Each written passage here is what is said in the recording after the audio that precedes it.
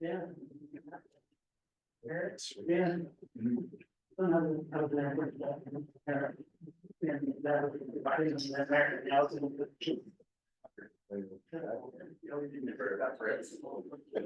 Okay, we'll call to order the joint board meeting between Western Lane Fire and EMS Authority, Central Valley Fire and Rescue, and Western Lane Ambulance District. Would you rise and join in the pledge of allegiance? There it is. I pledge allegiance to the flag of the United States of America and to the republic which stands one nation under God, indivisible, with liberty and justice for all. All we do is roll call, please. WLFEA directors, Tim Adolia, Lori Heppel, Keith Stanton, Here. Jim Fleece, Here. David Curlin. Western Lane and WLFEA directors, Cindy Russell. Here. Linda Stent. Here. Adam Holbrook. Here. Vanessa Buss. Here. And Mike Webb. Here. And Director Heppel and Director Creel let us know that we're not gonna be here tonight, unfortunately. We don't have a forum for SCFR or WLFEA, but we do have a forum for Western Lane Ambulance District. Yay, job there, so we do have some business for Western Lane Ambulance District that are on tonight. Do we have any public comments? None. None. Our consent agenda, meeting minutes from the regular meeting, November 21st, staff reports and correspondence. Is there anything that a director would like pulled out of the consent agenda for discussion? Consent agenda is adopted. Financial. Just a couple things, we're about 42% into our budget. The tax dollars for both entities are approximately at 75% collected. We've received 100% now of our conflict dollars. We are for SBFNR, we have been slowly updating our computers, so you will see an expenditure for the computers. We have been approved for SAMHSA, the LOPR grant, and they asked to have funds rolled over, and that was accomplished. The audit has been finalized and submitted to the Secretary of State. You'll be seeing the letters to the Secretary of State at next month's board meeting.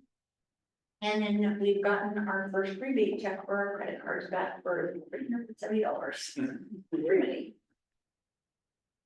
That's all I have unless you guys have questions. Questions for Trish? I have one question on the expense report.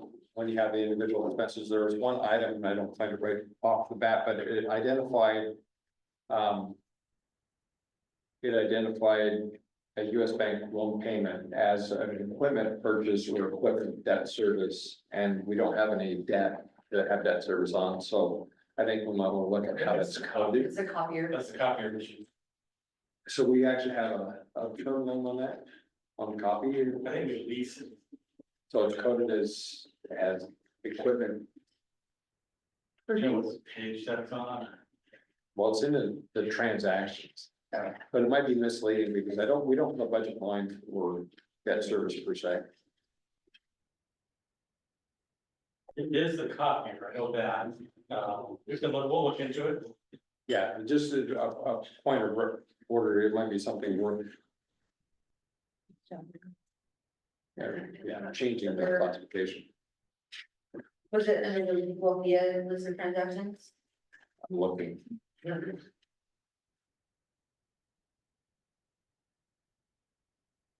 I was skimming, probably it won't be it.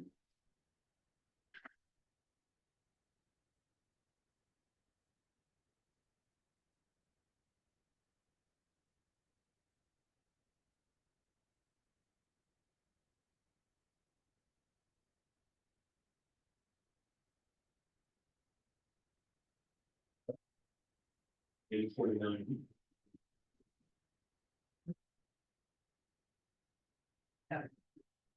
I think it's the lease payment, for the copier. Yeah, so it's the 11/22/24. US Bank Equipment Finance's house. It's big equipment, but that's who it's made payable to, But if and you, it's the service agreement. but you might wanna have something that outlines it as not equipment finance, it's like lease payment or copy release, something like that. Because in our budget doesn't have, there's no item for debt service. No, I know, but I think that's the title of it, when you send it. I understand, Oh, but we might want to classify that or list it in the description. Yeah. That it is a copy or lease payment rather than.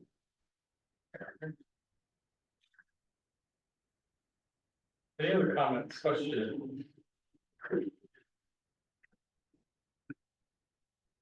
Okay, old business for policy, any comments or suggestions on our policies, or just let us know, we'll get it, Linda, awesome. I was looking for, on the media one. I was looking, I can't find it on there now, but, it says that the media can take video and photos. And when I was a mayor, that might be allowed, but we made it real clear to them that they were not taking photos of victims of people. If they're with us, we can enforce that, if they're not with us, then we have no. You when you have your information, the officer, approach somebody and say, We could ask them to do that. or you don't. Yeah, yeah. We used to kind of course, we were in a small town. Because everybody knew everybody else. Right, And, and rarely do we get media on scene, for a call like that. well, but it's kind of, the earthquake gets in the tsunami. Good. Okay. Any other policy comments? Thank you for that. The new business, we have some items we'd like to surplus to donate and surplus to sell. And so we have, and this will be for, we'll do Size Valley Fire and Rescue in January. But on page 61 and 63, we have two resolutions for Western Lane Ambulance District. First resolution on page 61 is for we donate a 2015 Mercedes Sprinter van ambulance to Swiss Home Dedicate. They have looked at the ambulance, for whatever reason, they decided they would like to have that ambulance, so we'd be happy to provide that. Any idea what they would use it for? I think they're gonna use it for medical responses, not for transport.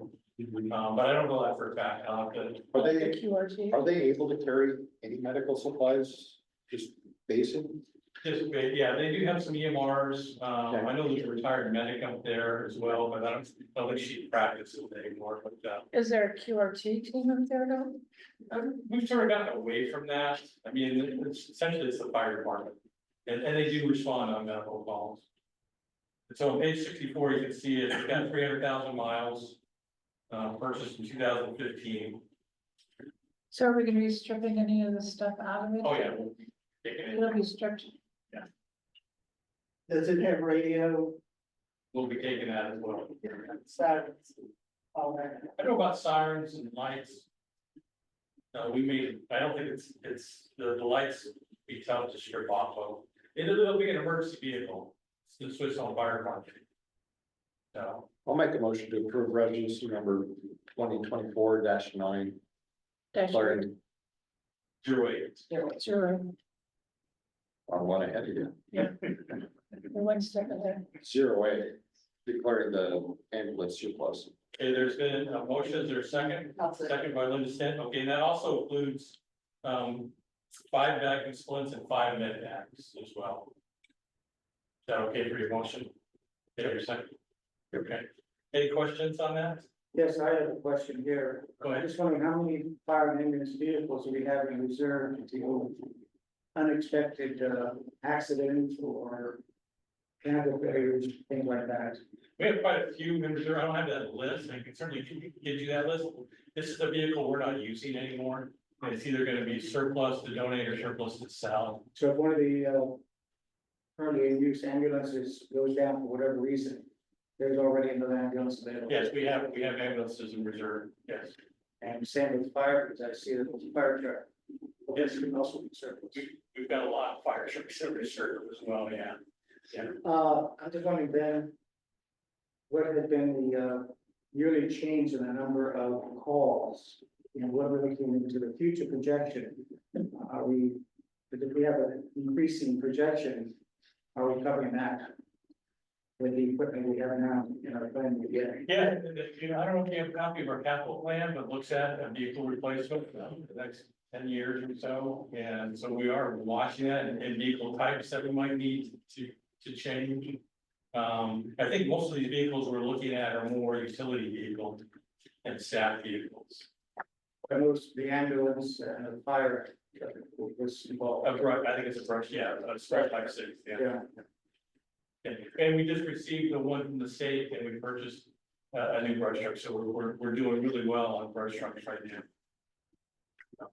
I appreciate the staff's response to putting in the pictures Yeah, and the history and a bit of background, because I was wondering more than just a line item, yeah, what was really behind that line item. that's, okay, you got a motion on, oh, question? Quick question, just to pick up on what Director Sampson. I heard a rumor that NFPA may change the yearly layout. Remember how it used to be 10 years front line for an engine and then it goes, there's talk that they were gonna extend that. Have anybody heard anything? I have not heard that. I usually get notified when they have the committee together on that. Because they were gonna add. I wanna say it was 2 years on an engine. 3 years on a truck. If the truck gets rehabbed, it would go 5 years. Yeah, These were all draft proposals, but nobody's seen anything. so that would be pretty closer to what we do, because Yeah, we can't follow that, yeah. Yeah, we can't follow. And we don't put that many miles on them that we need to do in 10 years and such. And certainly replacing in the aerial, Well, that's $2 million. yeah, good question. Thanks. Sure, so we got a motion on the floor to approve resolution 2024-08. All in favor, say aye. Aye. Any opposed? So it was unanimous, Holly? And then resolution 2024-09, that's to, this is to sell a vehicle, Medic 615. And the history on this one is the turbo went out. It's a $10,000 repair fee for this, for an ambulance that pretty much is in reserve as well. Captain Gray did talk to a reseller, said that he would give us $7,500 for that vehicle.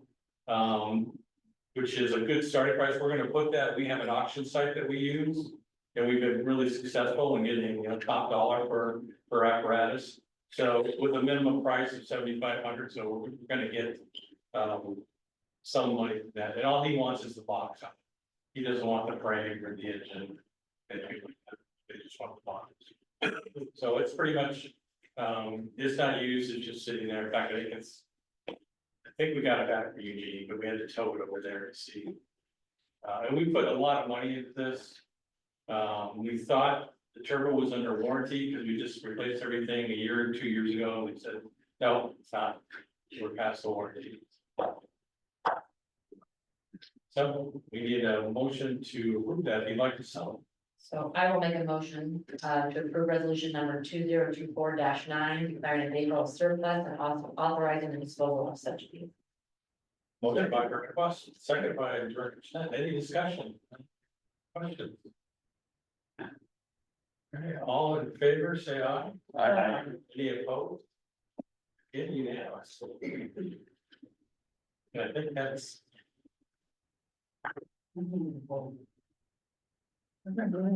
Bought these. Yeah, that's unfortunately, I do too. That's it for Ocean Ambulance, the new policy that was dead. Are we not doing resolution already? Oh, they're fire. I've never- That's fire, yeah, I'm sorry, some of the staff. Yeah. Sorry. yes, okay. Now, it's my pleasure to introduce our representative of the state, Good friend, South Valley Fire Rescue Western Lane Ambulance District for many years. Congratulations on your reelection. Thank you. And, remember, we've had discussions over the last few months, the director of police to get these politicians in here to talk to us, and so, Representative Wright offered to come talk to us, so we're very pleased to welcome him, and thank you for being here. Oh, my pleasure. Thank you for the invitation. My first time here, so, yeah, thank you. Just to tell you where I'm at legislatively, I serve on the State Education Committee, Higher Education Committee, and Housing. I also serve on work groups for transmission lines, which we're looking at replacements and upgrades on our transmission electric lines across the state. I'm on the broadband committee.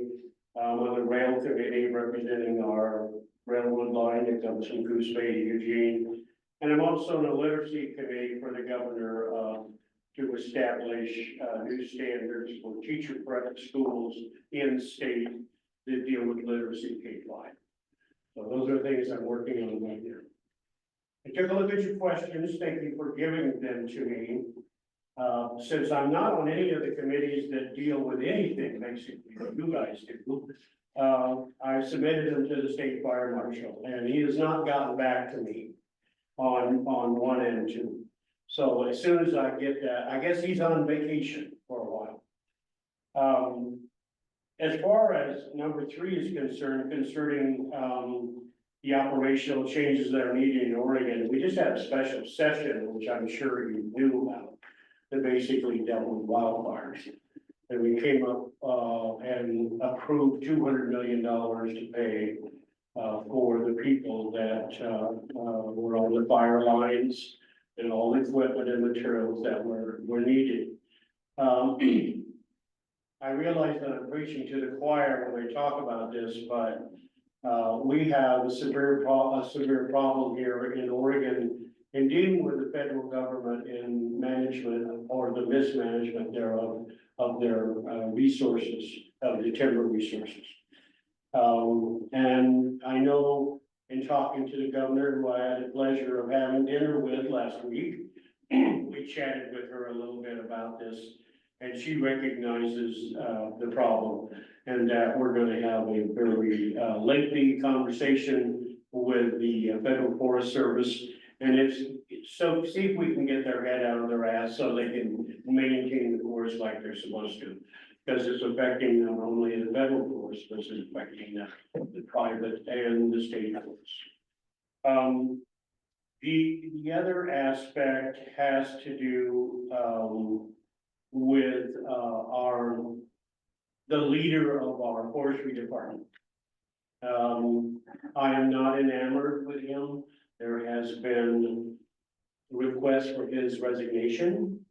I personally feel he has not done his job correctly. Interestingly enough, he was the gentleman that ran first against me in my first election. I was not impressed then, I'm still not impressed.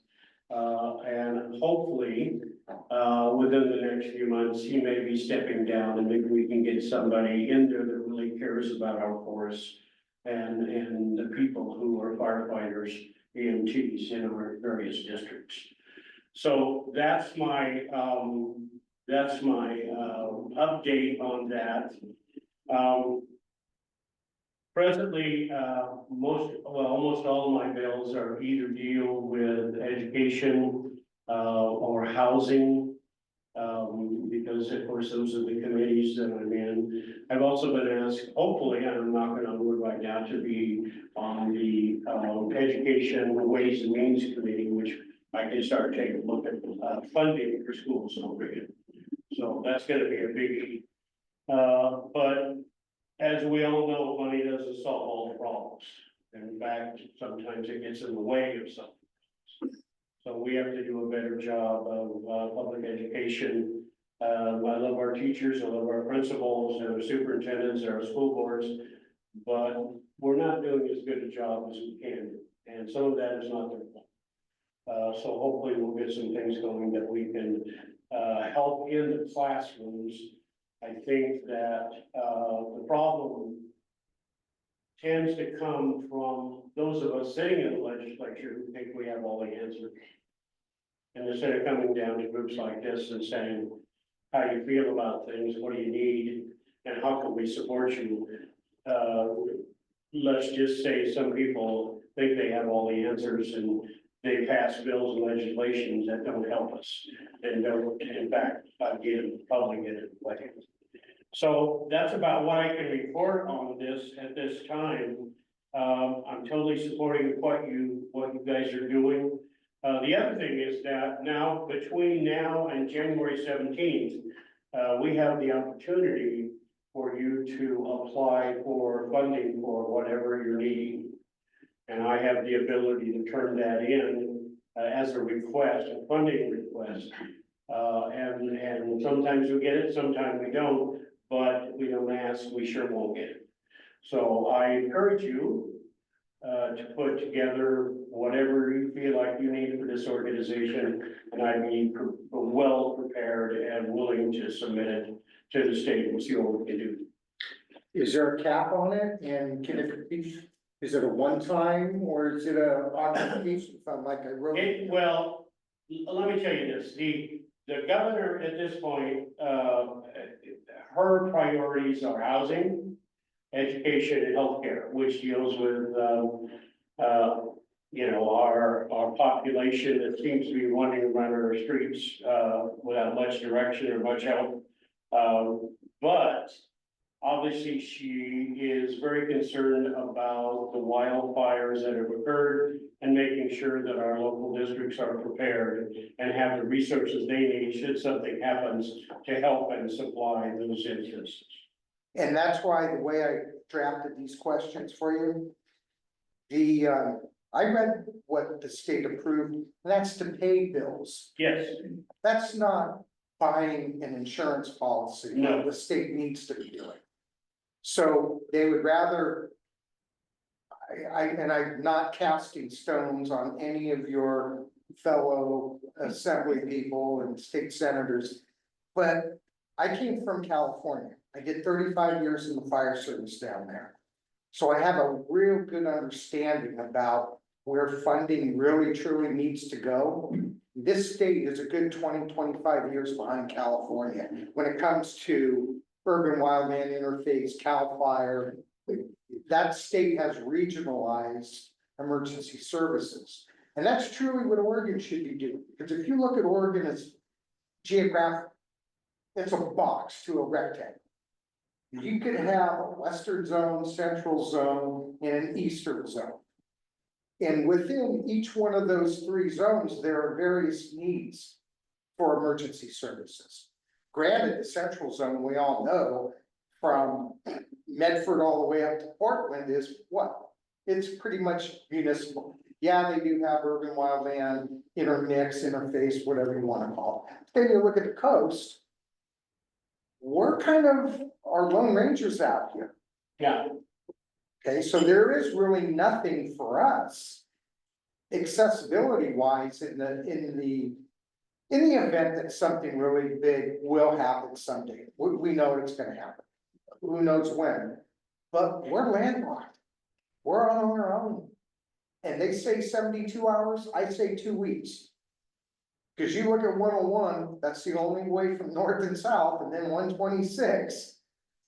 Yeah, there could be some other ways to get in here, but we need to truly think about regionalizing through the 3 zones or 4 zones, whatever. Therefore, the needs assessments that each one has, appropriation funding can come from the state to allow each one of those zones what is necessary to provide a minimal service level. I don't know if you're aware of this, but our district, the fire district, I'm not talking about the ASA, they're great, they're huge. But we, from the fire district side, we supplement volunteer fire departments that are outside of our tax base. And sure, we don't want anybody to go with that. But it draws on our resources. And when that happens, we're taking from our ratepayers to help someone else. I don't know, the call volume's not there to say that it's excessive. But this is where you nip it in the bud. Now, you say, we need to think about regionalizing. And the state fire marshal, God bless her soul, she's doing a great job, she's trying. But the state really needs to rethink their emergency preparedness. And I agree with you about the Forest Service. It's ridiculous. And they think that fires only break out between 8 AM and 6 PM and then they go home. Well, no, they don't. And they wait to get their alarm assignments dispatched. I hate to look at the response records, but I bet you it's a good 6-7 hours before boots are ever on the ground when a fire breaks out at night. Well, now the fire's got 6-7 hours of a head start. And then they decide to pull the plug because it's infringing upon state lands, and then the state then comes and activates their mutual aid program, and what happens? It's our people that get on those rigs that the state bought us and we shipped them out. Well, now we just stripped our own resources. So while I appreciate the governor spending 250 million to pay the bills, needs more money and it needs to come up front. It's just a Band-Aid. It really is. And if she truly is into housing, which we all agree with. But wildland fires take out houses too, and now you just exacerbated that problem. Where are you gonna put those people? The school districts lose enrollment, everything has a trickle effect. So anything you can do to help us, and I mean, if you want people to come together and be on an ad hoc to maybe wake up some eyes and rethink. Sure. And it's just not me, there's. I was in, emergency management my first term. And, we took a real hard look at all the way up and down the coast at wildfires and the idea of the Cascadia. And what resources do we have, what do we need? And we presented that to the legislature, Governor Brown at that time, and they wouldn't even look at the bill. Surprising. Yeah, it's very frustrating at times at agendas that are there that don't seem to really help Oregonians, but, with your help, I'm willing to submit, at least something that the study bill that says, you know, what can we do on the coast to make sure that we're prepared not only for wildfires, but Cascadia, Sure. and see what happens. I know there's a group in town that I've been in contact with a little bit that's been working on this, so I'm not sure where they are, but I'm willing to work with you to provide some support. You know, and I appreciate that, we all do. Here's something that needs to get back to the governor's office. Maybe it's time to merge the state fire marshal and ODF and create an Oregon Department of Fire Protection. Model it after California, other states have. I mean, look what Cal Fire's done. I mean, if you really think about it, that's what even should happen at the federal level. Do you need to have BLM? Do you need to have the US Forest Service, national parks? All of those are duplication of services. And people say, oh, people are gonna lose their jobs. No, I've been through mergers. You lose them through attrition. We just, what was it? 2 years ago, we just started the fire agency. I know. Yeah, and that was taken out of the, supervision was taken out of the forestry department.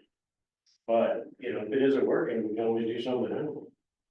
Anything that we can do to assist you and your fellow representatives, I'd be more than happy to sit down, even if it's over Zoom or, you know, coming up with a paper study. Sure. Because it truly is. Get your contact information afterwards. Well, and I don't wanna be the doom and gloom here, but all it takes is one major incident downtown, and this Florence will dry up. Cause that's truly what downtown is, it's a tourist attraction.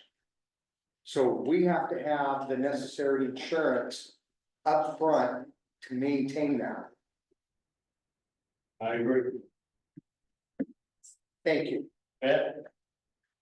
So we've got a fire station in the inundation zone. And it'd be nice to replace that in an area that's not. And we've been looking at ways to do that, but funding is a challenge for that. Is that something that funds available at all? If we can put it in the context of infrastructure. Yes, there's a possibility. Okay. That's what they're asking us right now. Infrastructure kind of takes priority, the concept of housing, so that we can get. How much detail do you need on the requests? If it was something. I have a form, I'll send it to you, chief, and you can take a look at it and fill it out, and like I said, time is short, but we've got to the 17th of January to submit it. I can submit any and all bills up until then. We've identified being able to possibly expand this station to accommodate some of that, but the costs are onerous.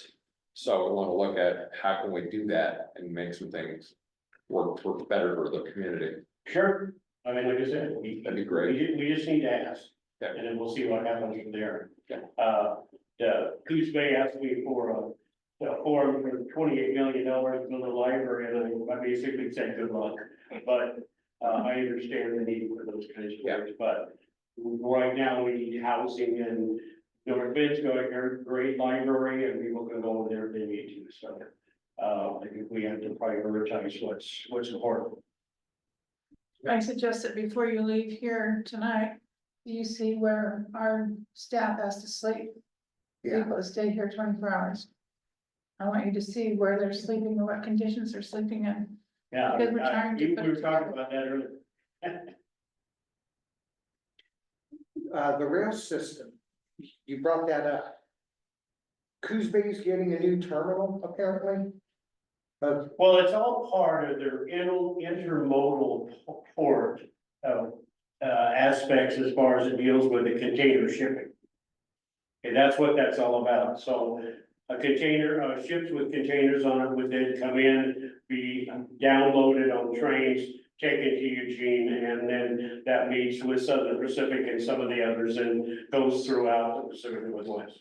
So that rail system is that track that runs right across 126. Yes. And then ends up in, just off of Green Hill there. That's gonna be a pretty busy rail system then. They're talking 12 train loads a day. Holy smokes, between here and there, Yeah, 6 coming, 6 going.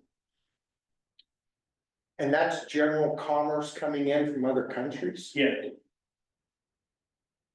So we would definitely need to be, God, I hope it never happened, but, you know. St. Ross, which way is it, Cushman, that track or? That's Yeah. that. Oh, okay. It goes down by Mapleton. Is it going across that Yes. bridge? I'm sorry. Is the train still going across that bridge, that cushion? Yeah. Yeah, that's Really? what. That's why they The didn't only know way. it worked there. I would walk across it. So that means we have the potential for hazardous materials coming. I have no idea. What they're not, what Well, who it, knows? yeah, so, I mean, there's a good example of, sure, that's great, run the trains. But now you have to have that infrastructure there for emergency response. Right. You guys remember, I don't know, was it 30 years ago that train derailed on the American River in California and it damn near destroyed, I forget how many different species of trout. For years, they were cleaning that mess up. Well, I'm not sure, but I know there's been, quite a bit of conversation with like Beachport, coming through Beachport. Uh-huh. And, going underground of the road there, so it doesn't stop the traffic on 38.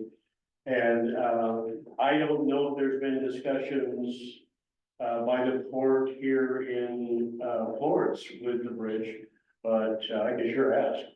And I don't think the train stops any traffic for us in the Florence area. no, but there is a bridge there crosses, Yeah. and it's gonna be Yeah. well used, and it's, That I bridge is remember 2,000 years old. being a principal at one of the elementary schools, and when the, essentially the court, was required to buy the railroad.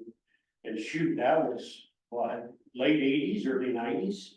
And that railroad had been down for what, 15 years, 10, 15 years? at Long time, least. yeah. So, you know, they put in at least $60 million just in the railroad itself, with ties and bridges, and they're wanting another 100 million. For a long time, they were at 10-mile-an-hour speed limit on it. It's 30, Oh, it's 30. 30. Okay. Yeah, and they, of course, they would bring it up to at least 45 to be able to do the 12 trains a day, so. Yeah. We'll see what happens there.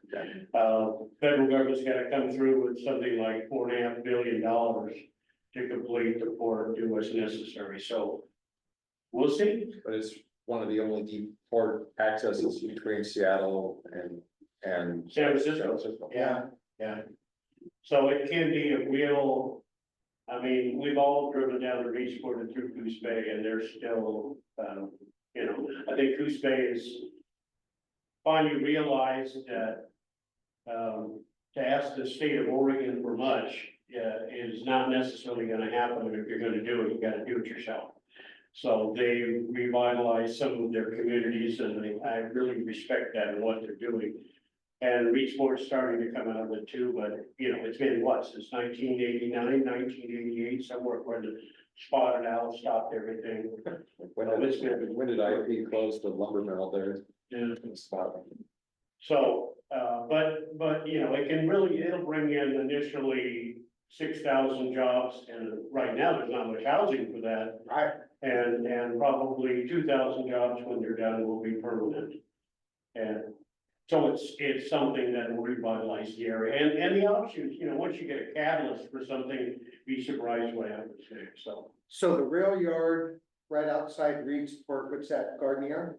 Gardner, Oh, that property? will that be utilized as well? Not that I'm aware of. The last I heard, concerning that property was that the gentleman who owns it, doesn't really wanna work with people, and so I know a number of organizations have talked to him about the property. There's also quite a bit of, environmental debris, so to speak, Yeah. there. Yeah. That would need to be cleaned up, and I know that's gonna be very expensive. The other thing is as you go to Reedsport and you start down Gardner Hill on the other side, there's a road that takes off right there at the top. They want to put in a, 4 18-hole golf courses there with quite a bit of housing, and of course workforce housing there, with a big lodge and those kinds of things. I had a tour midsummer, talking to me about what they wanted to do. But, you know, it's an idea right now, and they've gotta do some other things as far as how roads are gonna go across federal land and all those kinds of things. So there's some obstacles in the way, but the last I heard, they're still working at it. So But Tim, that would be cool. Yeah, the, Pardon? the Coos Bay Hauler train, I actually lived on the edge of this. Me too. They have to hit their horn every time they go through a patch. Yeah, and now they've got a train at noon, which is new. Usually it's 7 o'clock in the morning and 7 o'clock in the evening, but now they've got one coming through at noon. I get it at 1 or 2 at night. I haven't seen it yet, man. Yeah, of course, they have to hit those horns, but, a long time ago, when I was looking into this, the port is considered the next viable area to be developed for any container shipping up and down the west coast. Right. And they're looking at eventually doing something like 400,000 containers per year. Oh, my Lord. So, it's almost like you better set up another train tracks that you can have a constant loop going on.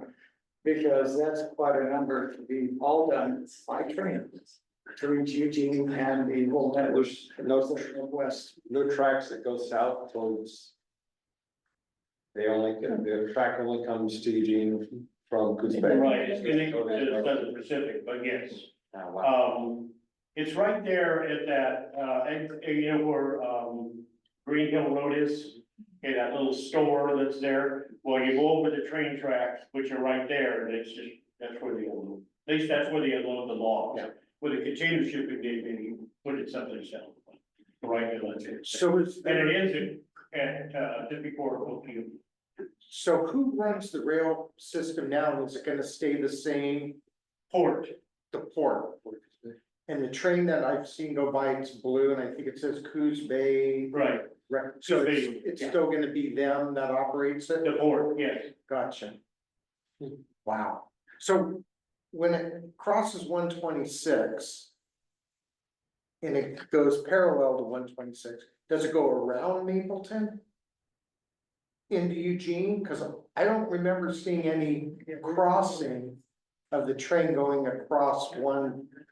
Goes up. It does. 36. Goes up 36, Oh, it goes up 36, it comes around. and then Stagecoach Road. Then it kind of follows the river, doesn't it, after that? Yeah, it goes to, follows the size Oh, line. yeah. Stagecoach. I got you. So a vast majority of that rail is in the Siuslaw National Forest. Yes, Yeah, I know where it is. So that means the Forest Service has to get in and do the rail cutbacks, because trains do start fires. yeah, I'm sure. So. When we get the winds here, and when do you think this thing's gonna really kick off? Is it a few years down the road, or? Yeah, you know, they still gotta get the appropriations from Congress. I know Merkley and Oil are working on it.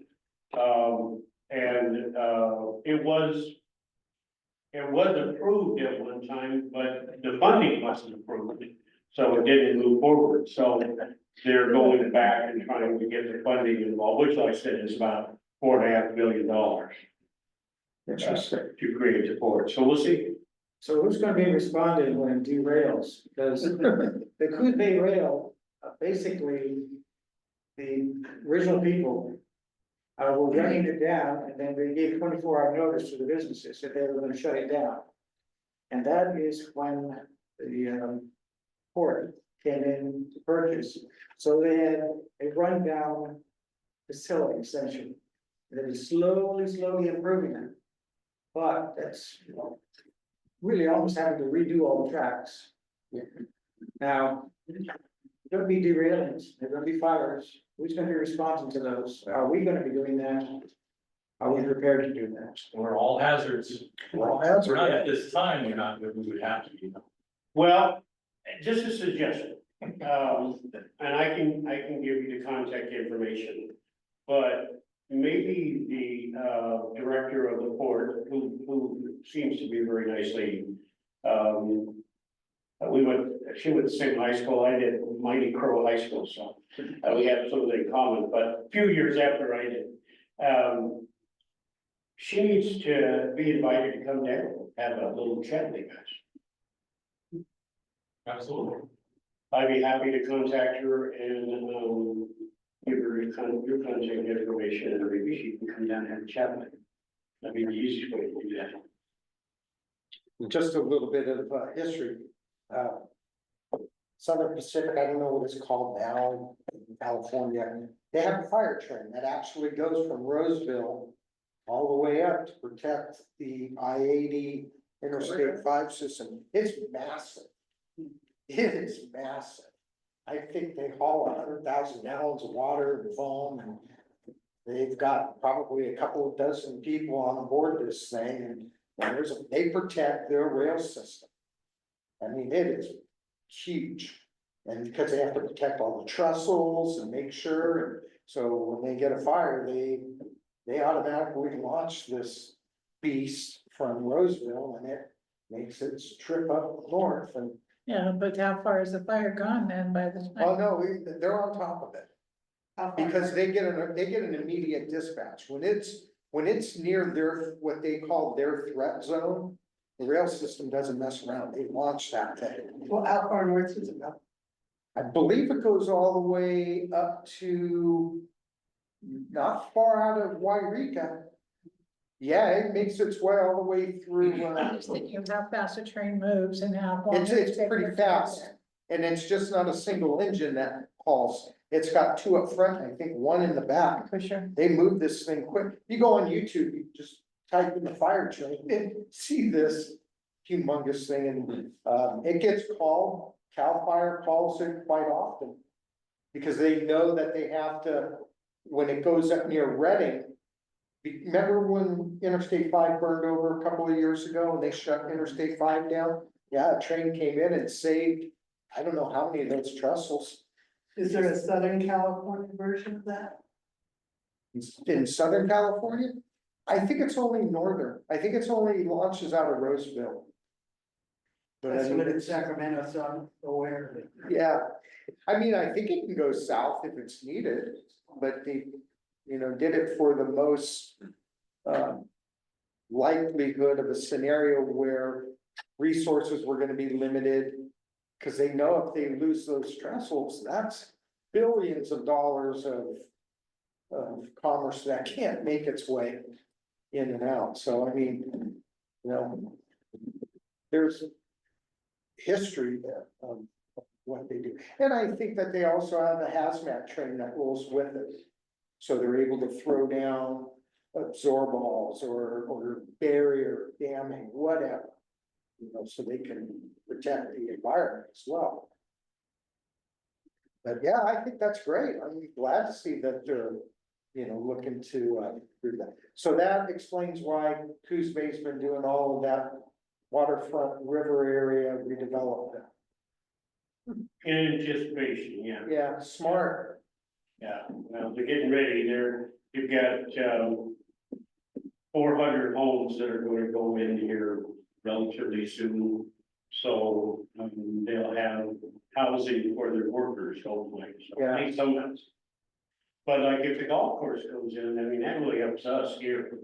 in Sure. town, Because you've got, the only thing that's keeping the airport afloat, Coos Bay is, abandoned dunes.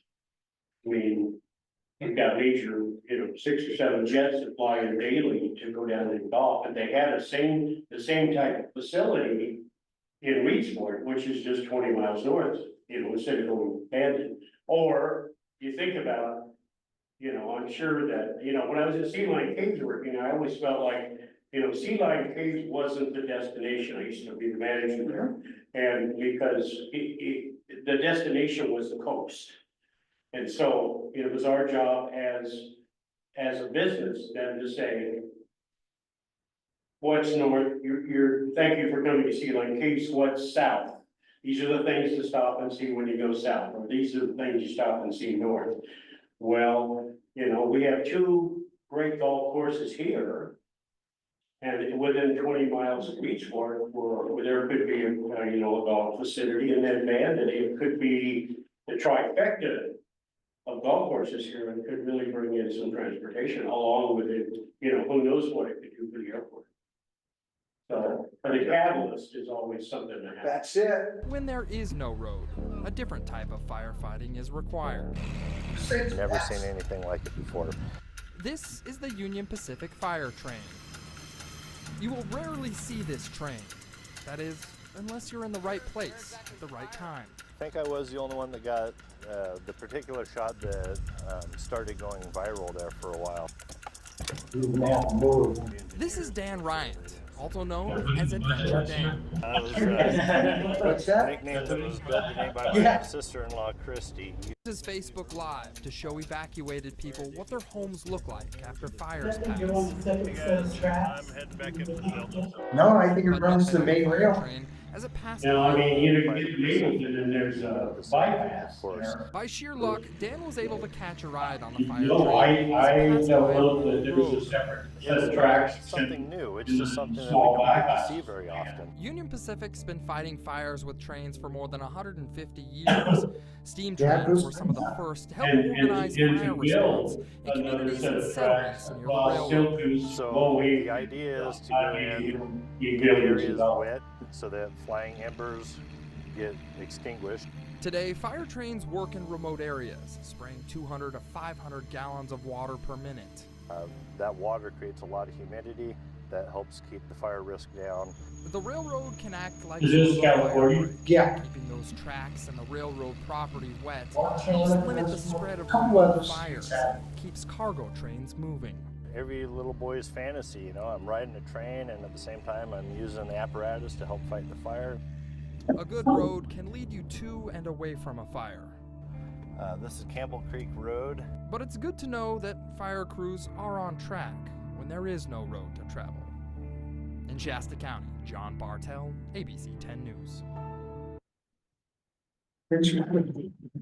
So Boomer, I have a question that was not listed on here.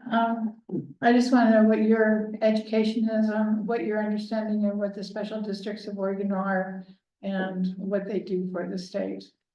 You personally, what do you know about it? Well, you're asking my impression about the value of districts, is that what you're asking? The special districts. Because we were Well- sort of left out of things when the. I when COVID I hit think we and have all to that. take care of ourselves, obviously, in making sure that the things that we value have the tax base to support it.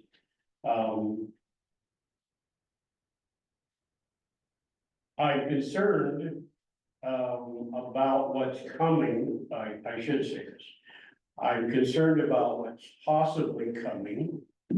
The powers that be now have a supermajority in the House and the Senate. And it takes 31 votes to pass any bill, except revenue tax. You need 36, and now as of January 1st, they will have 36. So my concern is that we could have, I don't know, if they'll go, income tax, or I know they, of course, they want to have a tax to pay for, you know, the bridge over the Columbia. They're chewing at the bit with that. But I'm concerned that they're gonna raise taxes this time. They just want to do too much. And instead of solving the problems that we already have, I think you want to create more by just making more things happen. So I think it's important that we have these special districts. And the reason they're there is because people support them. And I hope that we're placing more burden on our taxpayers in the next coming years, but we'll see. What bridge? I'm sorry, what bridge do they The want? I-5 bridge. Over the The Columbia? bridge between Washington and Portland, What's wrong with the one that they have now? pardon? What's wrong with the one they have now? It supposedly it's old and falling apart, but I don't know how many billions of dollars they're looking at right now to try to do it, and they're talking about tolls and they're talking about all kinds of things, crazy things. So we'll see what happens. To get it. So. So is Washington gonna be paying for some of Washington's already this? bought in on it. Yeah, Are the feds kicking in any money? I hope so. I mean, don't get me wrong, highways are important, but, you know, You need to go. there's other things that need to be fixed. Yes, there is. Yes, there is. I have a question that again, since we're getting off the subject of fires, is I'm very involved in the homelessness issue here in Florence. And Right. are we gonna see money coming out of the legislature to help with that? Well, there is more money in the governor's budget for dealing with homelessness. The problems that you have to do with changing our laws. For instance, if a homeless person is standing out in the middle of the street in Florence, he is a danger to himself. And the police can come in and transport him wherever they can transport him. But as soon as he walks into the pavement or to the sidewalk, he's no longer a danger to himself. And so they can do nothing. So what has to happen is that we have to change the laws that allow our police or whoever that deals with these people can put them in a place that they can get some help. They seem to think that the homeless are just people who can make rational decisions and take care of themselves, and if they choose to live out in the brush, then that's okay. You know, my thought is, there are people out there who have severe mental problems that are not able to take care of themselves. And I'm not necessarily in favor of having new institutions made to put them in, but we do need to make sure that we have the availability of providing some help for them, at least to diagnose what's wrong with them. Well, we need more funding for case managers to help these people, like they can't get a job because they don't have any ID. Right. You know, they can't get any ID because they don't have a permanent residence. You know, it's just an ugly circle. It's a vicious circle that we're not dealing with very well. We don't, it's like we talked about Band-Aids, right? That's what we're doing, we're Band-Aiding the problem. We're looking and trying to figure out the causes thereof. I mean, you know, we've got a senior problem, with mobile home parks. And they're saying that we house about 5,000 people a month in housing that need it, but we have 5,000 seniors a month who are losing their homes for a variety of reasons, because of fixed incomes and in mobile home parks and those kinds of things. So we're not getting anywhere as far as numbers are concerned. So we have to deal with those problems from the base, and we have to do that individually. So that we have people going to people and saying, how can I help you? What are the problems? And how can we deal with them? And they don't want to do that. They want to build these big places for people, thinking that's going to solve it. It takes years and years and years while they're still sitting out on the streets. Speaking on this topic, we have an MCR Mobile Crisis Response Program that we've been working for about 4 or 5 years now. It's been extremely successful in helping alleviate a lot of the stress that our agency would have, the police have, and helping to deal with some of the consequences of the people that are in need. Funding's been a challenge, and I'm Always sure is, he's been in touch with you on that one, but making sure that we have long-term funding to continue the program, it's beneficial to all the other agencies, so just be aware of that. That's a really Great, good successful for you. program. Well, I knew you had some program. A ways back, I helped some group get what do you call it, response vehicle? Yeah. So I was aware of that, and worked hard to get that for you guys. And, but we need more, you know, I mean, these people are in need of help, and we need to help them, otherwise they're just gonna be roaming the streets causing more problems. Yeah. Like, though, I'm involved in getting the warning center set up right now, and we see a lot of the same people year after year. Yeah. And, you know, granted, some of them opt, they would prefer to live that way. I myself don't wanna live under a tarp in the woods in the freezing rain, and I don't know how they do it. Yeah, I need And stuff. But again, it's, you know, like we have the Bridges program, where we have 20 people in that's a 24/7 shelter tax center. We have one case manager out there, and they're actually supported by the Deborah Center out of Coos Bay. Yeah, And no. I understand the city of Coos Bay yanked the Deborah Center's business line. So we're not quite sure where that's gonna be. Yeah. I agree. Seeing how you're involved in the education, last week I saw on the news about high school program for first responders out of Eugene. I think it's great. I do. We had it, that's how I got started way back when. Is there money available to get that going even along here? Up and down the coast? I Right, give these kids an opportunity to decide, Absolutely. do I wanna go law enforcement, fire EMS? You know, do I wanna maybe, start out as a paramedic and end up becoming an RN, or even further, their education, become a doctor? I mean, this is Absolutely. where it all starts. Well, I think first off, we're getting away from fire departments, but That's right, Fire, no, this is uh, recruitment, we're talking. the idea that For instance, like we have a satellite, for Lake Community College here. I really believe that our community colleges are underutilized. Although I have had several tours lately of Lake Community over in Eugene, and they're doing some amazing things. They really are. I'm very impressed.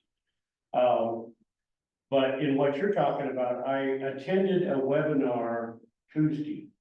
And it talked about apprenticeship programs and that are happening in North Carolina and Massachusetts right now.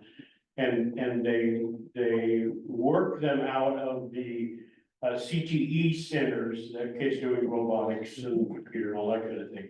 And most of it has to do with, you know, carpentry and welding and all those kinds of things, and fire, EMT, those kinds of things that actually get down into the middle school and get started, and pathways to community colleges. So I'm gonna take a really hard look at that and see if there's anything that we can do to be able to see that happen. We need those kinds of people, and the main thing, we need to keep them here. That's right, We need to keep our kids here right, that have the skills that we need. So it's grow your own. that's And right. that's why I really think this is something we need to work at. So I haven't talked with the president of Lane, although I did talk to the president of SWAC, and she's interested. But it takes funding and those kinds of things. It takes quite a bit of money, but I think eventually we're gonna get there. It's something that we just almost have to have. Because recruitment and retention is very difficult. Yes. All over, it's just not here, it's all the states. We started here as primarily volunteer. I mean, when I was a volunteer firefighter, we had 80 people. And the paid staff were like 6. However, the day of volunteerism seems to be over. Yeah, So now we have to look at a different pathway to be bringing people into the fire and EMS fields. I mean, we are now becoming a totally paid operation. It's why we are having some growth issues about dormitories with the people who are on shift. But it also means having to rethink and re-strategize the recruitment and retention than what it was in the past. I mean, those volunteers, they already had something in the community already there. Now, train somebody and they go. So the dynamics are rapidly changing. but, and I think it starts down in, you know, middle school, if not at least in high school. To be able to, show kids, what's out there that they can experience. I'm all for giving kids options, as many as we can get them. Because one of the most powerful things you sometimes learn is what you don't want to do. Right, But to experience something like, you know, what you all represent, is important to kids to know that. I think that sometimes we think that kids are more mature than they are. But sometimes it just takes a little time and a little experience to get them where they need to be.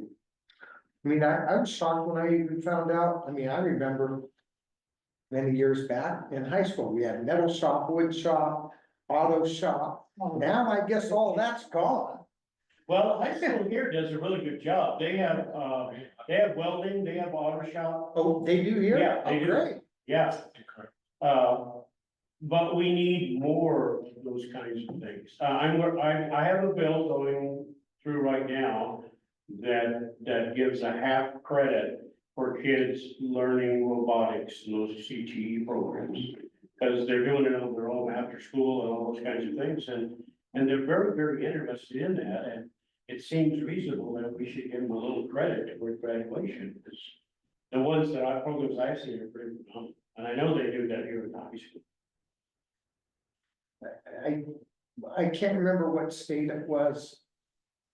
I wanna say it was somewhere in the Midwest, this was several years ago. Where, maybe it was in Illinois. That if a high school student was entering into their junior year or finishing their junior year, that was it. And they had enough credits that they were gonna be able to graduate. That final year, they could do an apprenticeship for whatever trade they were gonna go into. Maybe they were gonna become a teacher or whatever. Sure. They would spend that next, school year gatewaying into whatever field they were gonna go into. And I think it included not fire, but law enforcement. I don't know whatever happened to it. I mean, this was probably 25 years back, but, too bad that they couldn't do that today. They are, and like you said, North Carolina and Massachusetts. But are doing nothing, some phenomenal programs, and I think it's slowly spreading across the states. You'll get here. I always have a problem with my colleagues saying, well, we need to do it the Oregon way. Well, we need to do it the way. That's right, it's done. Oregon seems to be behind in a lot of ways and wanting to reinvent the wheel. And there are a lot of states out there, a lot of other districts and organizations are doing some phenomenal things. And why don't we steal from them? For heaven's sake. that's right. No need. to Steal their reinvent the ideas, wheel. what they're doing and their success. Everybody takes from everyone. Are they thinking about increasing logging in the state? Well, they finally, I was talking to, Department of Lands, last week. I had legislative week. I was up there for 3 days in Salem. And, they're finally starting to log in the Iliad Forest. Thank God. And, hopefully that'll start helping some of the mills that are still left. So yes, they are, but there's still some concerns. I'm a little concerned right now with what's happening with the US Fish and Wildlife and their new determination of the critical habitat of the pine marten. What? Which the critical habitat seems to be from the other side of the bridge down here to Coos Bay. And that's critical habitat, and I asked them, I said, well, does that mean you're gonna close the dunes? Oh, no, we're not gonna do that, but that's not even on the radar, and I said, well, the same thing kind of happened to the spotted owl. I mean, this is part of those dunes special land. So they could close it down anytime they wanted to. So. What is it that they say is an endangered The species? pine The marten. pine marten, They even found one. What the hell, excuse me, what the heck is that? it's a little weasel, I guess, they call it something different in California. And there's also a woolly beetle, I guess they're concerned about too, that's in some of the little ponds on the dunes, so.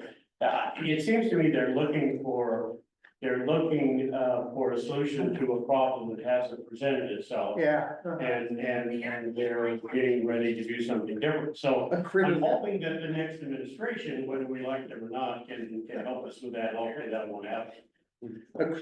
probably has a natural life expectancy of 2 years. They're worried about. That's kind of needed. Give me a break. Yeah, so there's all kinds of stuff going out there, just driving crazy. That's why I have white hair, right? Amen. Yeah, I remember the spotted owl thing too, and that. All that, Devastating, because still is, wow. Great. Spotted. So, and if we let it burn, it's no big deal. exactly, okay, thank you. I didn't wanna say it, but I'll let you say it.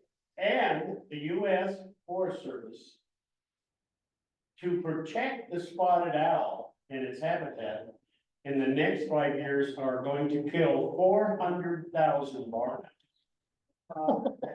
Yeah, the barn owls, and the barn owls are interbreeding with the spotted owls. Well, So the spotted owl is they're familiar. causing them to go away through natural selection, but they're not allowing natural selection. Oh, for to heaven's occur, sakes. which is Rather interesting. Instead, they'll let forest fires, what they call manage, and then they cry about greenhouse gases and the carbon footprint. Don't get me started. Don't get me That's our started. government, yeah, okay. All those unburned products of combustion fly into the, air and, yeah, it's gonna mess Well, up. as they the say, climate. common sense is not very common. Thank you very much for coming. My Yeah, pleasure. Thank you for inviting me. I will get back to you on these first 2 questions. And then I will contact, the port and have them, I'll alert them that they need to come down and see you. Yeah.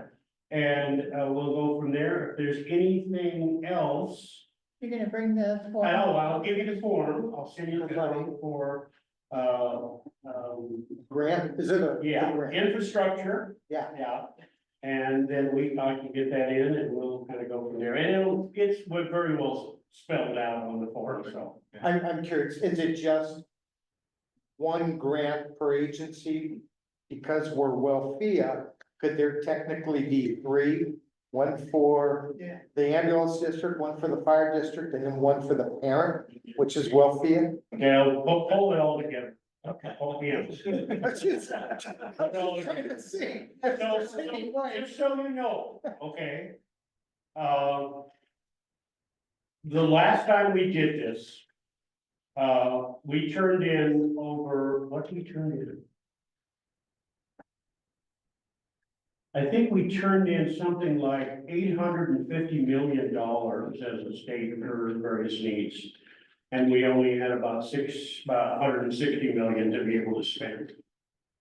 And what has to happen is that eventually, they'll ask me,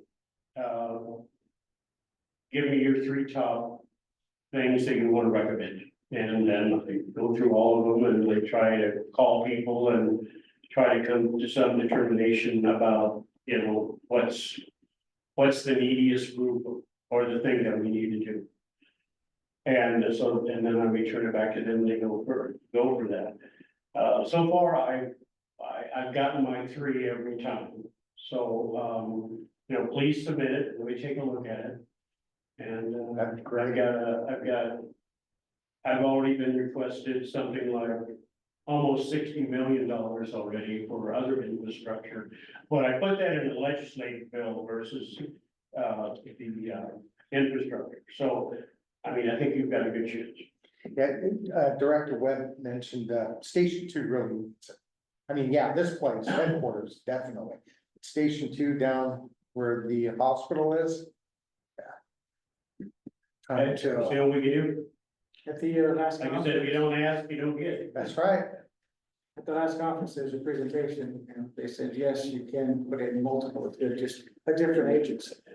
However, the NGA, Figures. but hey, we got two grabs at it. That's right. Instead of one. Get that Department of Forestry straightened out. Could you, give me your email? Raise your hand. I'll make sure you get it. Raise your hand. Any more questions? She doesn't. Didn't he, Cindy? No, I'll be up in Salem as of the 9th of next month. And then I'm there, 4 days a week, unless I get on Ways and Means, and then I'll be there 5 days a week. They haven't told me exactly what committees I'm gonna be on yet. we'll just call your wife. Pardon? I'll just call your wife. Yeah, well, it's kind of, you know, we've got a new leader in the house. And so things are changing a little bit. So I've asked to stay on the same committees, but we'll see. And I know it's probably way down the list, but Oregon really needs to think about consolidating state agencies. Oh, I agree. Regionalize. I would like to see a couple of those agencies just disappear. Yeah, me too. Just go somewhere else. That'd be nice. Yeah, I start with the DEQ. Thank you. Thank you. Let me take 5 minutes and have some snack. Thank you, Representative Rand, for stopping by. You're gonna show the the motion to adjourn? No, Not yet. recess. we have. We've got some more on the agenda. Yeah. You're gonna take him to the, staff, staff, take him to.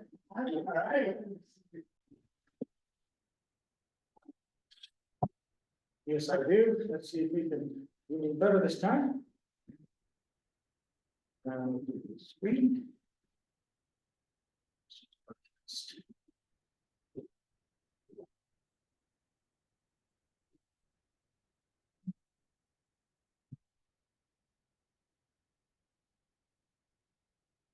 Right, so.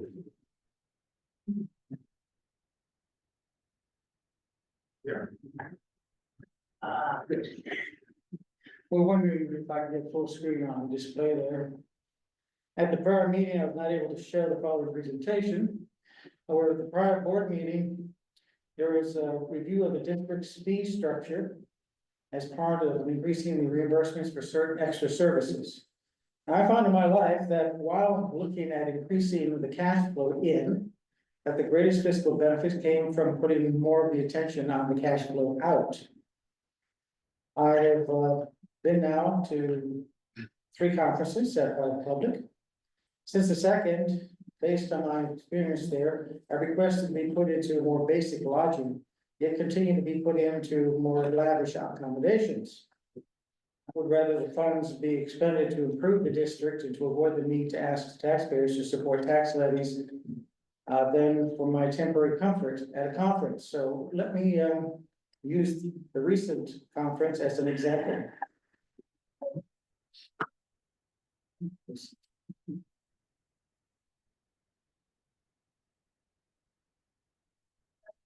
Basic needs. Just access to a hot shower and a toilet, and be down the hall for all I care. Clean bed, restful sleeping environment, good solid Wi-Fi, and within reasonable short distance by way of walking or driving. Because as I point out, I'm there to work the conference. Now, if we do a hasty lookup, we find that at the last place, there was only a mile away, an easy walk, a place called Pines at Sun River. Let's see, bring this up a little bit. There we are. The price there, and because during the season, the rates do change. I tried to get one as close as possible to the actual time frame. And I found that Pines was just one of several. That one there for 3 nights is $141, including all charges. And it, as you can see, has the basic necessities for a restful sleep. Now, if we take a quick look, you can see other places, maybe, can you read that? Wish I could get into a fuller screen. But I do not see a means to do that. See if I can increase this a little bit. There we go. Right, Pines at Sun River. Rated good, like 4-star by TripAdvisor. 141 for one person for 3 nights. There are 3 directors there, that means $423 would be the cost if we all do the same thing.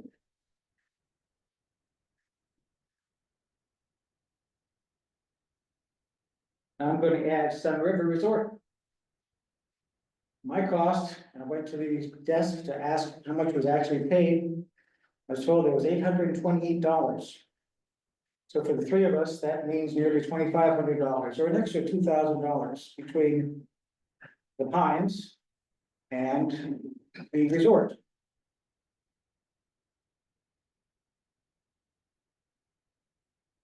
And what do you get for the resort? Well, in my case, I assume everybody got the same individual setup. And I'm assuming that those who had family and friends may have paid extra for additional resources, lodging, I'm not sure. But I had 2 queen beds. 2 full bathrooms, because there were 2 floors. The upstairs, there was the bedroom and the second bathroom, along with the second full screen TV. Down on the first floor consisted of the kitchen with stove, microwave, dishwasher, toaster, 12-foot machine, pans, 6 table settings, so forth and so on. Have a birthday party. A parlor with a table, sofa, television, and a fireplace, as though I really needed one to sleep. And of course, 3 broadband Wi-Fi. So once again, let's just look at the comparative cost. going from essentially 423 for 3 people to 2,484. Now, at this point, let's see if we can pull up a dock here. I'm wondering about the current.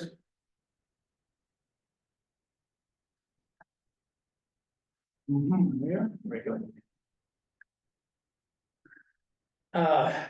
What is the current charge for the room that I have for this next conference?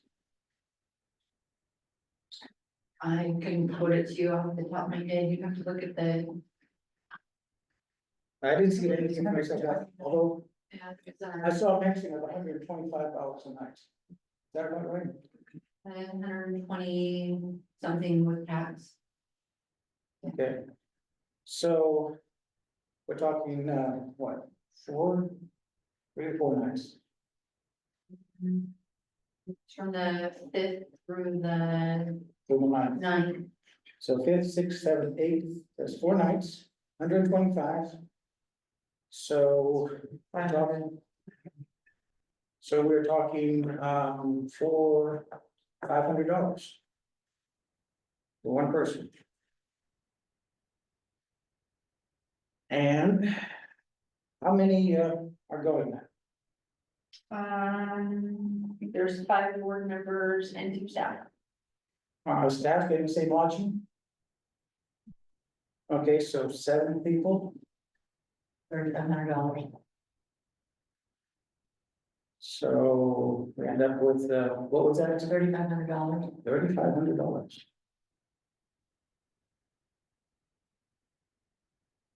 $120 is very cheap for a hotel room, No kidding. especially when you're right on site with the conference. True, but even what I found on the last conference that I was at, people would get in their vehicle and drive over the couple of blocks to get to the meeting hall. 5 minutes. That's their choice. All right, so I think anything within a small amount of a drive would probably work out. Remember, this is for me. Anybody else doesn't want to do it, that's up to each person, I would suppose. Did you offer to share a room with anyone? Yes, I did. Because, if you got 2 beds, why not? Because there's a huge liability in that, and they no longer do that and have not done that in many instances, because if something happens, that's big on the company with the money they're looking at. Okay, so you get a 1 bedroom, 1 bed place.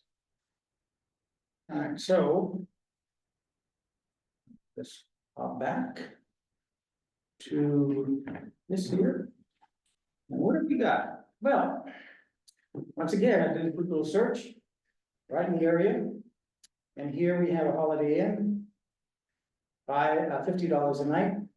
4 nights, that'd be 200 or so. I And wouldn't, it's got basically, as you can see there, I wouldn't stay there right now. the basics, and this is one of several, there are a whole bunch of them.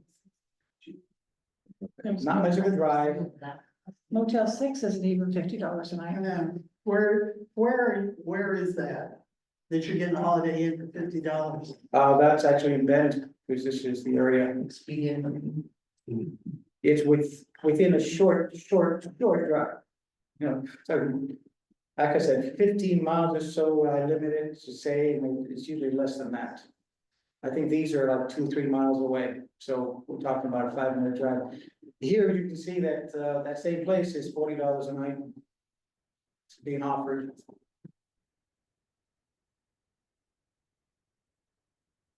Oh, let's go back. Yeah. Well, that's what it is. Pull it up on the internet. So. Versus, conference lodging. 1 person, $40 for 4 nights, it's $160. Times 7. Comes up to, what do we got, 1140 something? Got a math person over there. See, 742, so that's 1142. I went to Bend in July, I drove around the US and coming back, I had to stay in Bend. And there wasn't any place in Bend that I found was for $50 a night, I'm here to tell you, and it was tourism. Yeah, it's popping up at $105 a night right now. I got it, And 103 and 108. Now, did you put the dates that we're talking? Yes. February, Mhm. because I'm getting 103 and 108. There are That's some- one per bed. there are some that are 100, which by the way is less than 125. Yeah, And but I then simply if you're went driving- did a look on TripAdvisor, Yeah. found the hotels, went into the hotels, and these are right off the internet. These are also supporting the conference itself, because the conference itself has to sell a certain number of beds. They're giving them to you at a discount already. And they have, in order for them to have their conference rooms for free, they have to sell so many beds. I've been in the hotel business. And there's also taxes they're not talking about when you look up a quick price on it. It does not include the room taxes that are added in there. Which is why I actually called them up. I said, tell me, does this number include all the taxes, all surcharges? And they said, yes. And I didn't call just one place, I called several places. So it's not just a fluke, because that is a very valid question. Does this include all the taxes and the surcharges and so forth and so on? Yes, they do. So, we're looking at, what's the difference here?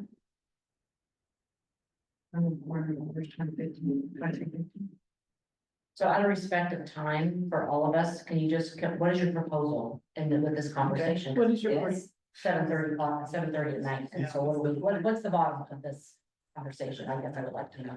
I'm getting right to it. Let's see, now we're going back to that.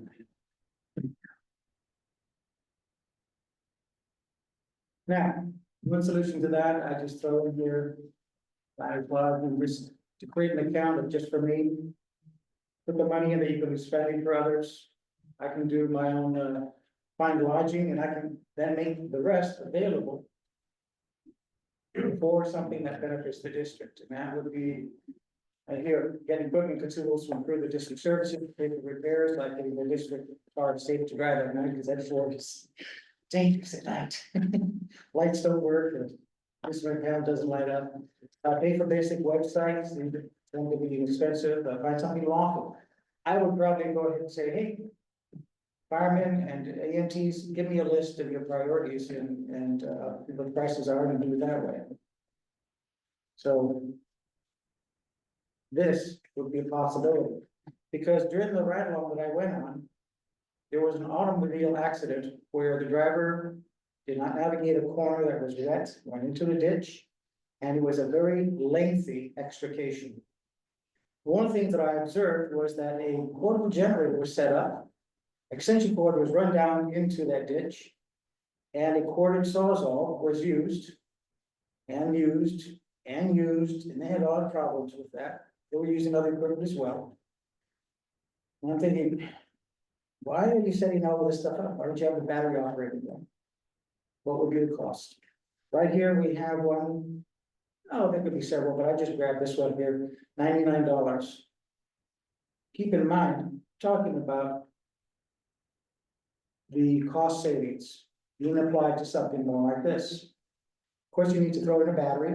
There's 4 batteries, $25. And then this is critical here. This is a special blade. This is a blade that cuts through metal very well. And it's about another $9. So we're talking about, $118 for a set. How many of those could be obtained from the monies that were saved? How about if you just donated the recipients? Now, let me go into what I have here, in case you are not familiar. These Diablo blades have a picture of an I-beam on them, so let's see if we can cut through one. This I-beam's a 1/4 inch thick.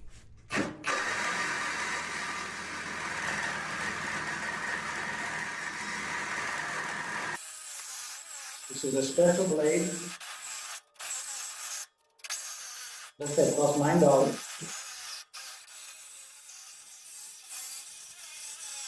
Directly stamp, I believe.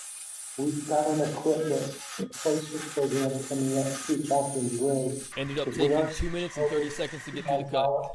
E-tools, and I believe he mentioned. We actually got the battery operated. Yeah, I thought we did. Yeah, we also got the battery operators. And we also got battery operated lights coming, I believe, portable. Yeah, and we also Yeah, did get the eventually. specialized blades too. So I'm just bringing this up because this technology has been around for over a decade. And the blade that I saw at the ride-along appeared to be just a metal saw blade. As opposed to something like this. The flange on this is 1/2 inch. So we're gonna show you what you can do with a Cermet blade on a typical wood cutting circular saw. This has an interesting angle to it. So Director, what is your, okay, so we've seen the videos, but I would like to know the bottom line of what you're proposing so that we can move on, because we're getting late in the night. So cool to the touch, it's Could you turn basically the still video room off, please? temperature. The finish quality is gonna be a lot better than your factory edge. It's good to go. You don't have any cleanup to do. Alright, so what's basically here is that this makes it very cold. Not that much by way of sparks, which is always a concern. Which Which we we already- already said that you were trying to sell us on funding one of these things. What I'm trying to say on this is that the savings, at least in my case, you want to put me just into a Motel 6 or something like that, I'm perfectly happy with it. I usually travel in youth hostels. Is that the money could be applied for additional or better equipment for our firemen and our EMTs. I would rather that they have the equipment in order that they have a better job of saving lives than my temporary comfort. If others feel that way, wonderful. But I have made the request several times and I would like to continue making the request. There's an obligation that I be put into fancy housing. And that is my point. I thank you for your attention and I return the floor. Is there any other director comments? Yeah, I have one.